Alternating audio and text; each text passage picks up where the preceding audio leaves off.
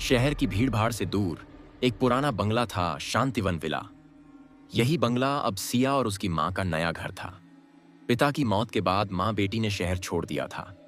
सिया 17 साल की थी, शांत, कल्पनाशील और किताबों में डूबी रहने वाली। बंगले में एक अजीब सी बात थी। हर रात ठीक 2 बजे बाथरूम की बत्ती अपने आप जल जाती और एक मोमबत्ती खुद ब खुद वहां जलने लगती। सिया ने मां से इस बारे में कहा, पर मां ने टाल दिया। पुराना घर है, कुछ इलेक्ट्रिक खराबी होगी। लेकिन सिया को यकीन था, कुछ ठीक नहीं है। एक रात जब वह वॉशरूम में गई, उसने देखा मोमबत्ती जल रही है। उसकी लौ स्थिर थी, जैसे हवा वहां रुक गई हो, और उस लौ के सामने दीवार पर एक लकड़ी का दरवाजा दिख रहा था, पुराना, जड़ा हुआ। सिया ने चौंक कर आंखें मलीं। दरवाजा दीवार पर ही था, पर जब उसने हाथ लगाया तो वह ठोस था। यह दरवाजा यहां नहीं था पहले, सिया ने बुदबुदाया। वह डर के मारे पीछे हट गई और तुरंत दरवाजा गायब हो गया। सिर्फ दीवार रह गई, बिना किसी निशान। अगले कुछ दिनों तक सिया ने ध्यान से देखा, हर रात वही समय, वही मोमबत्ती, वही दरवाजा। वह दरवाजा केवल तभी दिखता जब मोमबत्ती जल रही होती, और वह केवल सिया को ही दिखता था। मां को कुछ पता नहीं चलता। एक दिन उसने हिम्मत की और मोबाइल कैमरा ले जाकर उस दरवाजे की तस्वीर लेने की कोशिश की, पर स्क्रीन पर सिर्फ दीवार ही दिख रही थी। एक रात दरवाजा कुछ ज्यादा ही चमक रहा था। उसकी लकड़ी जैसे सांस ले रही हो, हिल रही हो। दरवाजे से धीमी धीमी कानों में सरसराहट सी आवाजें आ रही थीं, जैसे कोई फुसफुसा रहा हो। सिया, उसका नाम। सिया का दिल धड़क उठा, पर वह दरवाजे की तरफ बढ़ती गई। उसे ऐसा महसूस हुआ जैसे कोई अदृश्य शक्ति उसे खींच रही हो। वह चाहकर भी मुड़ नहीं पाई। मोमबत्ती की लौ नीली हो गई और दरवाजा धीरे धीरे खुला। अंधेरा, गहराई, कुछ न दिखता, पर सिया उसमें चली गई।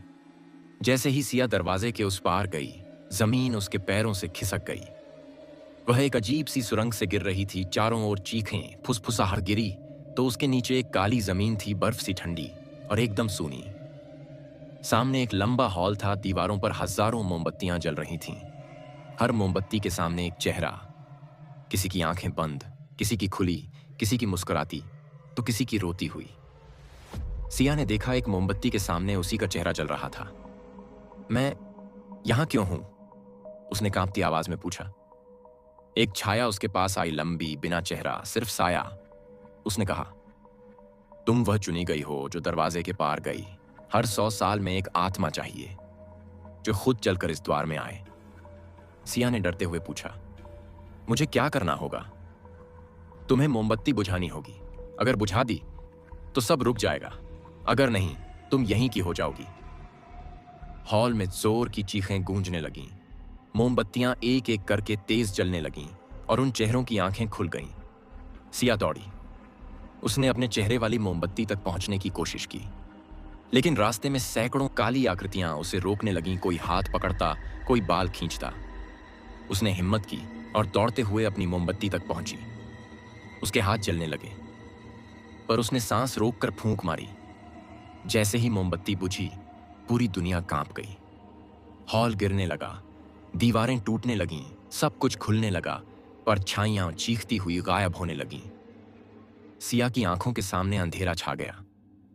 जब उसने आंखें खोलीं, वह अपने बाथरूम के फर्श पर थी, पसीने से तरबतर, कांपती हुई। मोमबत्ती बुझ चुकी थी, दरवाजा गायब था। अगली सुबह मां को कुछ भी याद नहीं था।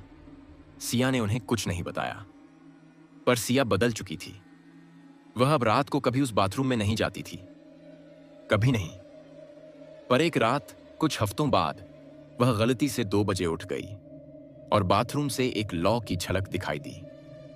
मोमबत्ती फिर से जल रही थी।